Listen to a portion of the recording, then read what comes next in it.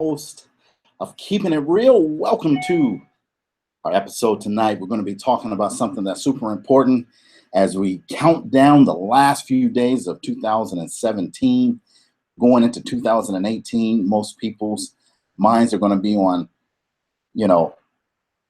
doing better financially, improving health. They're going to possibly making New Year's resolutions and so forth. But tonight we're going to talk about something that is near and dear to my heart. I'm glad to be back. It's Thursday evening, so we're going to get started in about 30 seconds. I want to just ask you to give me a mic check if you can hear me. Give me a 1, please. Put a comment in the box. Let me know. Please share this video. Tonight's topic is on 5 steps to an 800 credit score for 2018. What's up, Joe? Thanks for being on, my man. Those of you in the YouTube world, thank you for joining and being on. Feel free to shoot questions. I'll do my best to monitor those questions. We're going to be talking about something that, again, is super, super important. And I see some ones, so you can hear me. Great. We got everyone on YouTube out there. Great. So hope everyone is doing well. As you're coming on, let me hear how you're doing and let me hear where you're from, where you're listening in from. So please don't hesitate to share that information with us as well. So let's dive into this. Let me get the screen set up so I make sure I can watch you on Facebook, and then I got you guys on YouTube as well. Please subscribe to the channel on YouTube, share this, and please share this video out to others. And we're going to dive into this. There were some questions that have been submitted. I'm going to go through the 5 steps, and then I'm going to address the questions that were submitted earlier today, that those took the time out that wanted to have some information answered tonight. So I'm going to make sure that I go through these. So let's dive right off into this. First of all, why is credit so important? Well, here's one of the things that I will say. They used to say cash is king, and cash still is king. But in the society in which we live in today, if you want to get the best deals on travel, if you want to rent cars, if you want to get the best rewards and travel the most inexpensive way, you've got to have, man, I should have had it out, but you've got to have, this is a debit card, but you understand what I'm trying to say. You got to have credit cards. Credit cards that have great rewards points is a wonderful way so that next year, getting ready for the holidays, I want you to set a goal that you're going to use your resources wisely starting now. We're going to improve your credit.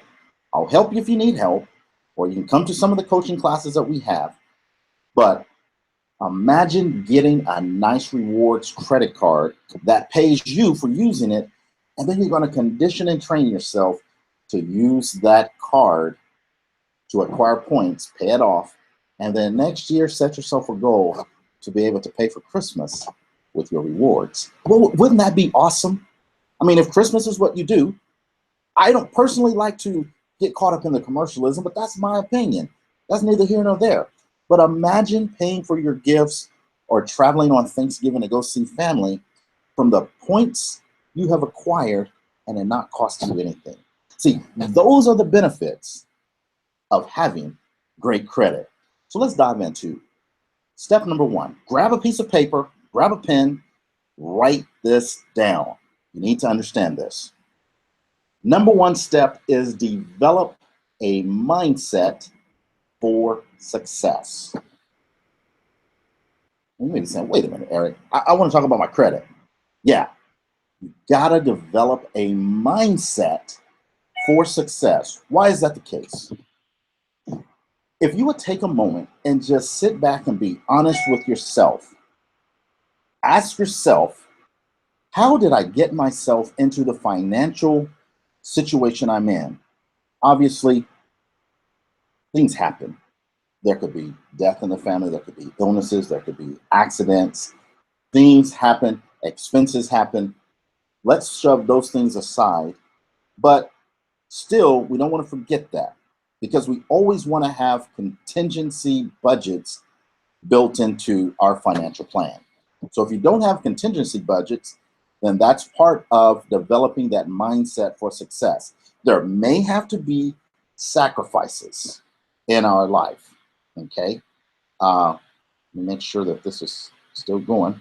There may have to be sacrifices at times. But when we develop that mindset for success, that means we want to take on knowledge. You want to go to certified places, places that are getting results.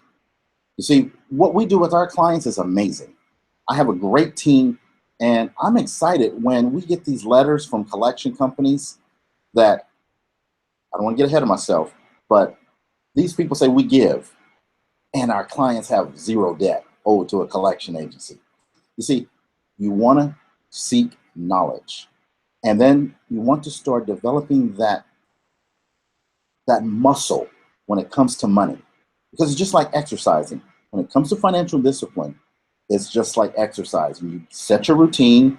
If you're going to walk, you get up and you do your walk. There's no laziness about it. Same way with the financial mindset, because whatever it was that got you into the credit challenge, if that pattern or habit is not corrected, you could fix your credit and be right back into the same situation that got your credit messed up.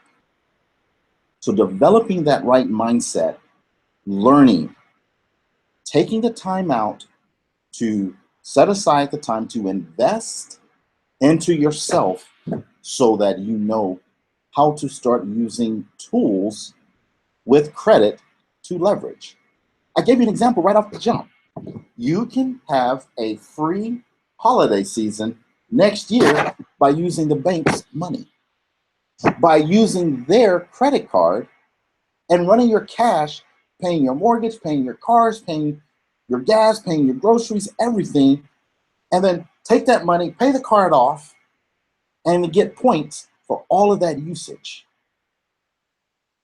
I had to go home for the death of my cousin, and I had to pay $68 for a round trip ticket that I bought the day before because I was able to use points. Now, I had to use quite a few of my points, and I chose to do that. But I had that flexibility. So those points could be built into your contingency planning of your budget until you have that budget set aside. So you may have to take a trip somewhere. Wouldn't it be good to be able to use those points? So that's number one, develop a financial mindset for success. Number two, take complete look at the damage to your financial vehicle. Well, what does that mean? When you drive your car, and let's say you have an accident in your automobile, the first thing you do, obviously, you call the police, make sure no one's hurt. If someone's hurt, you go to the hospital and all that. But once all of that is all fixed, you're healthy and everything, but even before that, you make a phone call to your insurance company. When you make that phone call to the insurance company, that is designed for them to send someone out to give you an estimate of what the damage has been done to your vehicle. Then they can tell you if they're going to total it or they're going to replace it. So let's say they're going to fix it. They're going to cut you a check to the body shop and however all that's handled. We're not here to talk about cars. The analogy, however, is your financial vehicle is your credit report, one of them. And when your credit report is damaged, in order to fix it, what most people do when they hire a restoration company or they see an ad to help people fix their credit, they go to 3 bureaus and then they start disputing, and they're going to help you fix everything. Wrong. You have to understand that there are more than 3 bureaus that affect your 3 credit bureaus.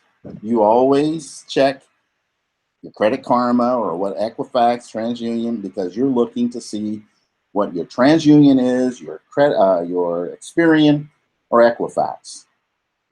Any of my clients that are listening, they will attest that they may or may not have believed me when we ordered their credit reports, when I told them, look, there are more than 3 that affect your 3.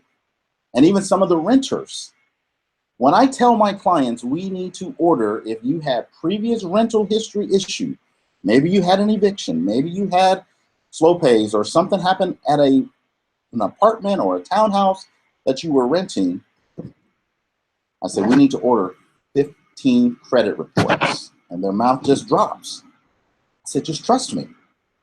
It's a small investment, but when they get these reports, I have not had a single person get mad at me because I ordered 15. Typically, we order 10 for our clients. Generally, it's 10. When they start getting these reports and they see that their banking institution is sending information in on to a credit bureau, other than the 3 they know about, when they see public record information is being transferred to Equifax from another company, they're like, wait a minute. When they see addresses on their reports going way back to when they lived at their mama's house, it's important that you understand that you must order and take a complete look at your entire financial vehicle damage. Once we can see what the entire picture looks like, because you got to understand this thing right here. Credit reporting agencies are nothing more than data mining companies. Any your email address in, there is a company that is fishing inside of websites and so forth that's collecting information that you put in to a website. Really is. And then that information is being collected and it's collated to your name, and it goes to other bureaus to where when it's time to start cleaning up your credit, sometimes the bureaus just need to be able to verify information with other bureaus to say we verified that information. So you wonder why stuff comes back on your credit after you've paid a company to fix your credit, stuff comes back. So step number 2, take a complete look at the damage to your financial vehicle by ordering all the bureaus that you need to order. I have a link that's in the description of the video at the top, and you can click on that. You can fill out the information if you would like for us to help you order those. I will tell you this. Please do not electronically order your credit reports. People will tell you to go to annualcreditreport.com. Yes, you can get that for free. You can go to Credit Karma. You can go set those accounts up. That's fine. But you're not going to get all of the bureaus that you need to get. And when you go to annualcreditreport.com, you have got to put in information and go through security verification. And you may want to come back and dispute that debt at another time. So why verify something that you're going to come back and dispute? Don't kill yourself from the jump. You have to play chess with the credit bureaus. We will help you play chess. I've never played the game of chess, but I hear it's very strategic. So that's why we say we're going to play chess, because what we're really doing, it's like going to a gun battle. And if you're going to go to a gunfight and you have access to the gun of your opponent, and you can take the bullets out of their gun and then give them the gun back, and then you're ready to fight, who has the best chance of winning? Obviously you do. So what we help you do is we help you take the bullets out of the gun of this whole credit reporting agency so that we can help you win the battle toward an 800 credit score. Number 3, how many of you have ever had to deal with these nasty, we're broadcasting publicly, so we are going to keep it real, but we're going to keep it clean tonight. There are some mofo companies out there that are trying to extort your dollars from you and your family, and they are called collection agencies.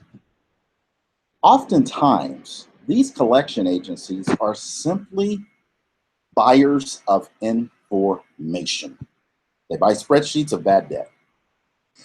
They do not oftentimes legally own the debt that they're trying to collect from you. We have been so successful. Matter of fact, just 2 weeks ago, we had a $20,000 week with my team for helping our clients eliminate collection debt. Step number 3 is challenge the legitimacy of collections. Write that down. When you get a letter from a collection agency or a phone call, their number one goal is to instill fear into you to get you to enter into a contractual agreement. In some states, a phone call or a verbal agreement creates a contract. Never, never, never, never, never, never agree to any terms or payment plan with any collection agency on the phone until you have said, first and foremost, I cannot validate or verify you are who you say you are. I have been a victim of identity theft, and you might be one of the thieves that is trying to steal from me. So since you have my information, send me that information you say that I owe to you in writing to the address you have on file for me. And then I will deal with that then. So then once you get that, you need to challenge that debt. We can help you challenge that debt if you like, and we have been so successful. Sometimes people have debt that's gone to collections from cable companies. I think our largest cable collection debt has been over $2,000 that we've helped our clients get rid of. Because if they simply own the information and not legally own the debt, and you challenge it and they cannot prove it, they have no other choice but to say, we've closed your account and you don't owe us any money. We've ceased collection activity. And then we take that information and we send that to the credit bureau to say, these mofos were trying to steal from me. They're not supposed to be on my report. Get them off. And again, I want to keep it clean, but that's important that you challenge debt collector debt. Do not pay a check. That does not mean you do not want to pay your bills. Always pay your bills. But what I'm trying to say is never enter into a verbal contract, because there are times that that particular debt might be out of the, it may be so old that it's not collectible. And so there's a time period that expires.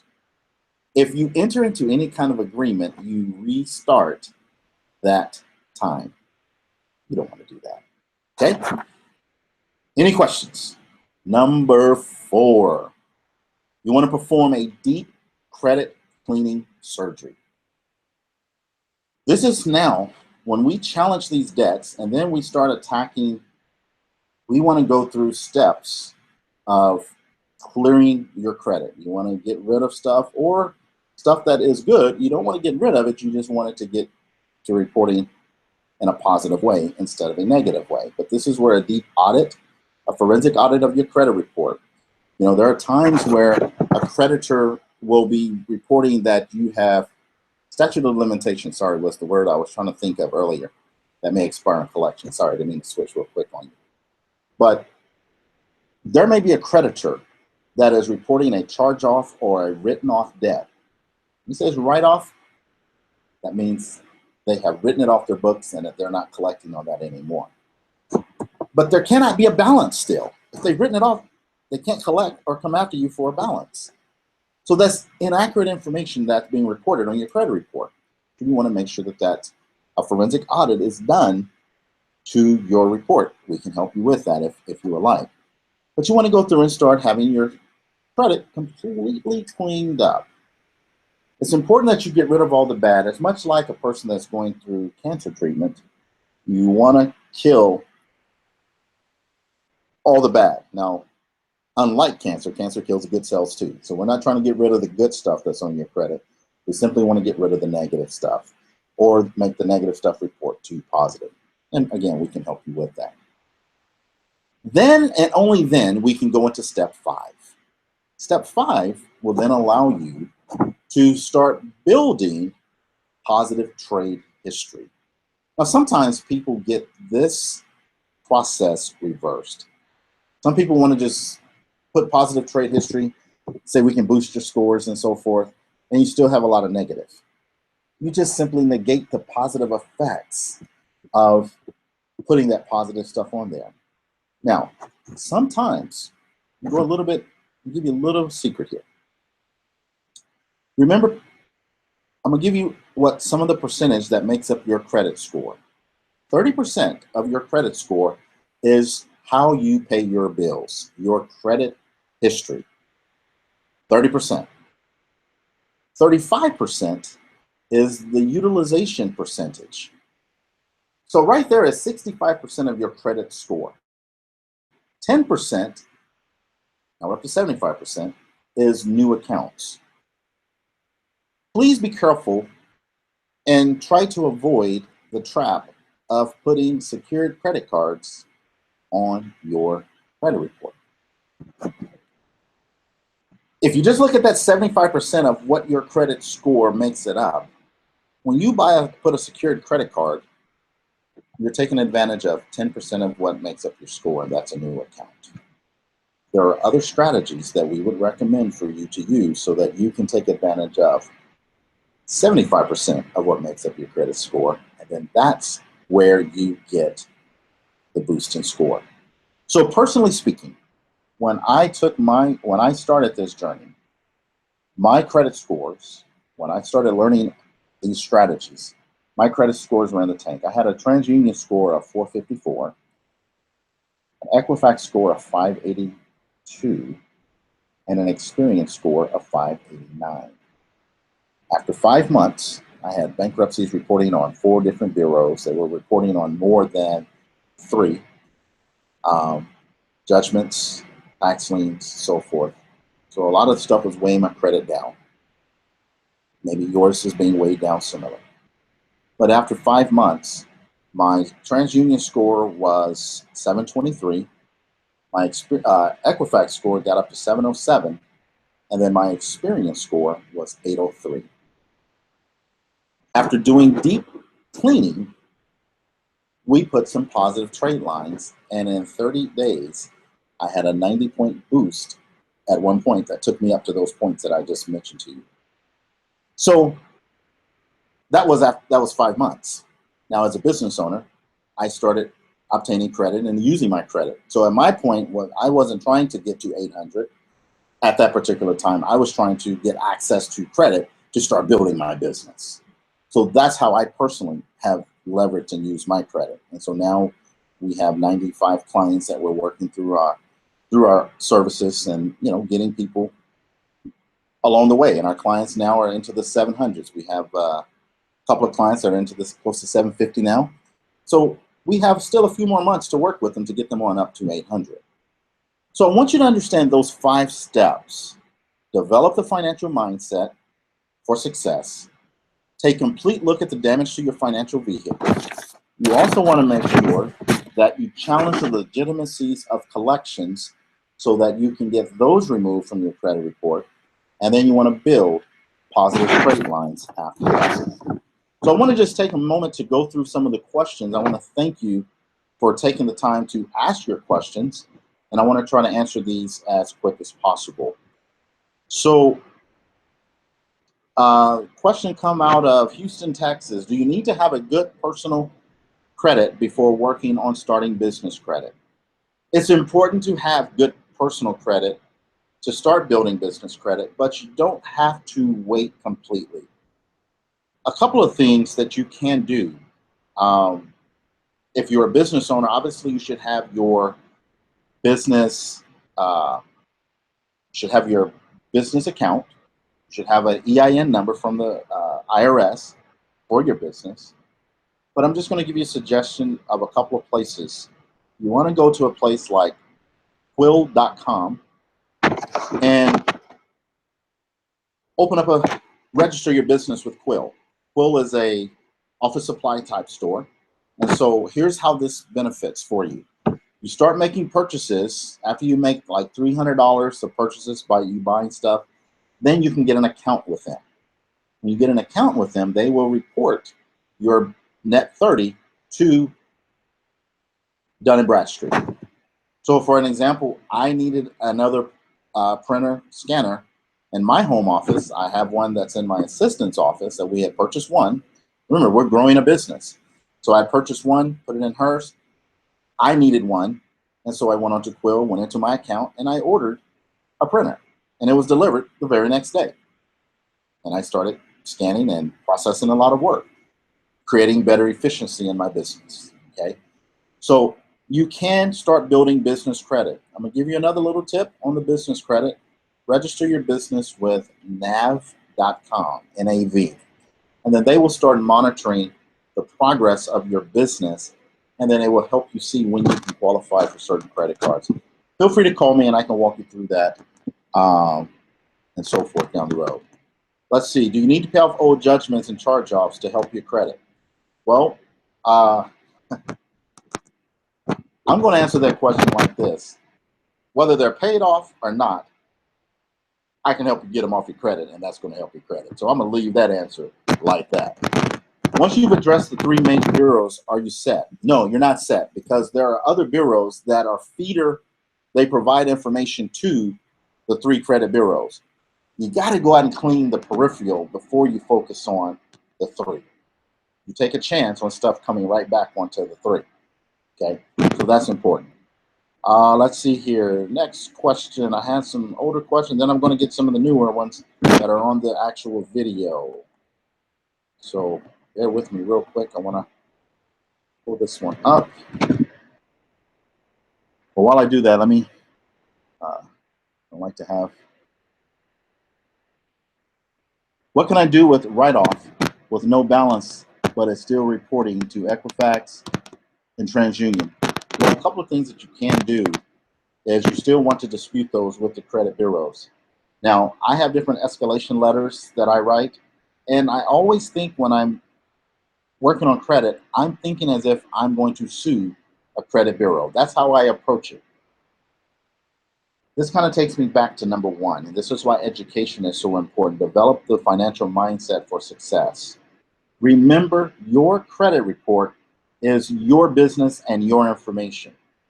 It has to reflect accurately on you. The people that hold this information, they don't control you. You're in control.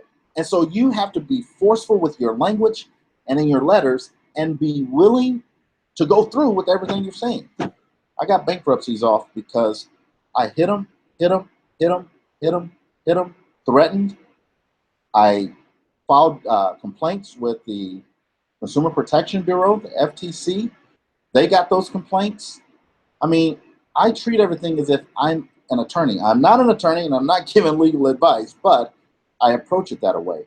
So you still just have to continue to hit it. Don't just send a letter and they send you back something saying we verified that. Don't accept it. Hit them back. And you got to have the right attitude. You have to have a killer attitude because it's your credit, because you're trying to buy the house or you're trying to get that business line of credit. You got to do that. Question, what should you do collections where in statute? What should you do on collections where the statute of limitation has ended, but they still report on your reports? Great question. You know what? This is where you can file a complaint. If you verify in your particular state that the statute of limitation has expired, you also want to verify if that collection company or the person reporting is licensed to collect that debt in that state.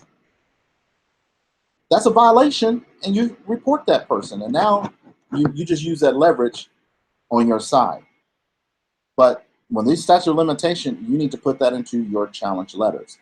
And this is part of what we do. When we challenge a debt, we ask them to prove that they have the right to do that and have the license to do that and so forth. Robin, thank you very much. Joe says, show that again. Maybe I'm missing. What did you want me to show again? Joe, finish that comment out for me, please. Okay, let's see here. Let's make sure I saw another question. Had some other ones from earlier today I'm trying to get to. Great questions. Thank you guys for asking those questions. Those are awesome. Okay. When you're broadcasting from a computer and you're trying to read on that, Can a student loan be removed after disputing it? Was a question that was asked. Student loans, yes. Now, the thing about student loans can be very, a little box. Oh, it's backwards for you guys on Facebook. YouTube, you guys can see it. Can student loans be removed? Anything can be removed. Please understand. The rules that say things cannot stay on your report past a certain time. It doesn't say that it has to stay on your report for that certain time. So again, I had some Chapter 13s from a foreclosure that I didn't bankrupt anything. I just was trying to prevent the sale of my home. So these were foreclosures, bankruptcies that went to the court. They were dismissed. Those have been deleted, and it hasn't even been 7 years.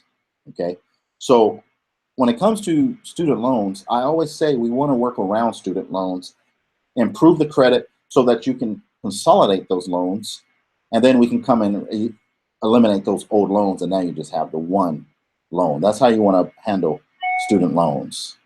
Let's see here. There was a question that was asked, is it better to pay off debt or write off debt? And then there was a clarification to that question. So let me read what we clarified that. If a debt is 7 years old, or is there some type of loophole for student loan debt to be cleared, even if there's legal avenues to clear, does it harm future loan opportunities? Well, remember, and the student loan, I believe, was just an example. These companies, I always tell you to pay your bills. Companies that issue you credit, American Express, Citibank, and so forth, just because it may be off your credit report, they still have their own internal database. So if you did not take care of a debt with them, you will most likely not ever get credit with that particular company again. So I always encourage that you take care of all of your responsibilities. We don't want to look for loopholes to get out of paying our debts, but we always want to pay the debts that we have a legal obligation. Let me back up. We always want to pay debts to creditors that have a legal entitlement to that debt, meaning they own that debt. Either they originally issued the credit to you, or that collection company purchased that debt correctly and not the information. And that's why we challenge them, because if they can prove that they purchased that debt, then they legally own that debt and you must pay them. Most of the times, they're simply buying information. And that's where you want them to verify. All right, let's see here. Another question. Let me just go to the, okay. So let me go to the video and just make sure there was nothing that I missed on the video.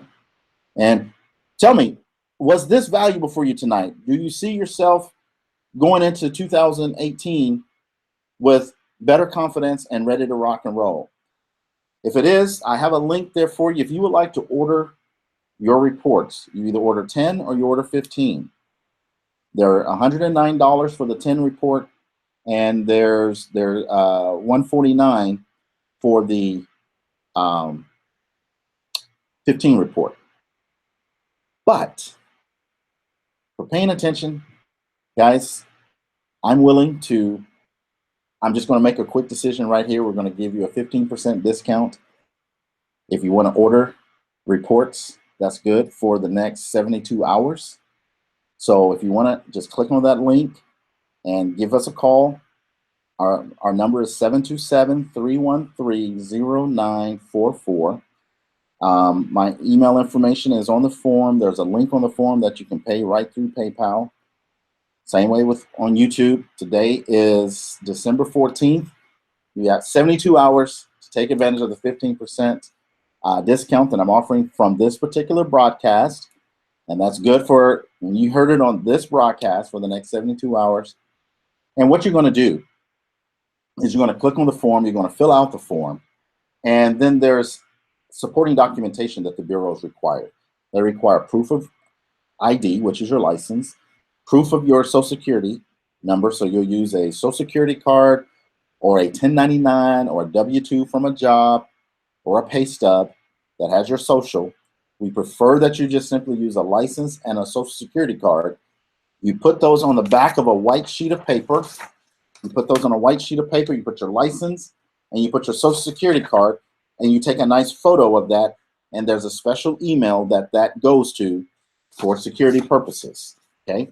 Then you're gonna send a picture of a utility bill, a bank statement, just the first page of the bank statement. We don't need your entire bank statement, but you wanna send that information in. Those instructions are on that form to this email.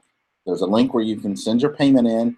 You select if you need 10 or if you need 15. You only need the 15 if you've had previous rental issues. Don't order 15 if you haven't had previous rental issues, because there's about 5 different bureaus that rental companies report to. Absolutely.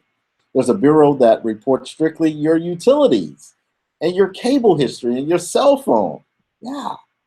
There's bureaus that report your insurance. We can help you lower your insurance costs by cleaning up claims and different things you may have had on your insurance.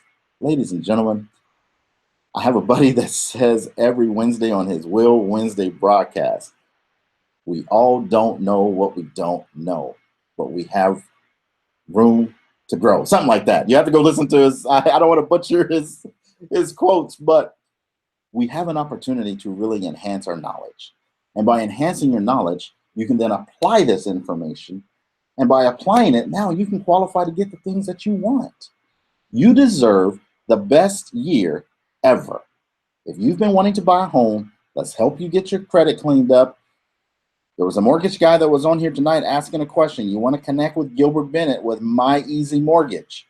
The best, hands down, mortgage person in the state of Florida, Louisiana. You want to work with him. We can help you with your credit. We've got clients in the Virgin Islands. We've been helping some people down in Costa Rica that are Canadian citizens.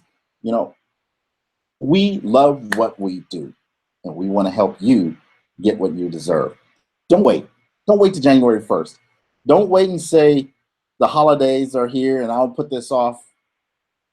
2 weeks from now, you could have half your reports back going into next year, getting your credit cleaned up. So don't wait. If you have any further questions, feel free to reach out to me, inbox me on Facebook. Let me just make sure there were no other questions or comments. Yes, can a student loan with 60 days late reporting and the 3 major bureaus still report a negative item even if it's closed? Yeah, they can. Remember, guys, they have your information. They can do whatever they want, and they have been. Most of them have been reporting inaccurate information. It's up to you to enforce what you want them to do. So that can be dealt with. It may have to take pounding after pounding after pounding, but if you give up, they don't care. Remember, there's more money in bad credit than in good credit. They have no incentive to help you have good credit. That's on you and us. We will help you. So let me just go back and just make sure there was no. I appreciate you guys being on here. Just bear with me. Thank you, Emily, for the shout out, Eric. Never knew how many credit bureaus there were until the valuable information. Yeah, and you know, I had a client today got a report, and he was like, "Man, I don't even want to look at that half-inch thick report." It's for real. So remember your 5 steps. If we can help you, let us help you. Please take advantage of your 15% discount on getting your orders in. We're more than happy to help you with that. One last thing I did completely forget about. January 4th next year, if you're interested, and if you want to perhaps even learn how to start making money in this industry, or you simply just would like to have someone look over your shoulder and help you clean up your credit, we're launching a credit financial boot camp January 4th next year. You want to get in this year on the early bird special. You can save $300. Inbox me if you're interested in the information. But we're going to be launching that. That's going to be a virtual class, and there are going to be some bonus elements for those that do live here close by me. For no additional charge, you can come to some of the live events, but this is going to be designed for anyone who want to attend virtually. So we're going to live stream everything. We're going to have coaching opportunities to help you with your credit. We're going to work with you. We'll personally coach you with this. And again, those that are here locally, for no additional charge, you get to come to some of the live events that we're going to have as well. Everyone won't be live, but everything will be live online. So please understand that. It will be on Thursday evenings, starting from 6 to 8 p.m. It'll be 2 Thursdays a month commitment for 6 months. That's not a big commitment to getting your credit dialed in so that you can have everything you want. This is not about living on credit. This is about learning how to leverage credit to complement your lifestyle. This is Eric Lamar. We've kept it real tonight. Thanks for tuning in. Look forward to your questions. Get your orders in. Get them placed. 72 hours. We'll see you at our next broadcast next week.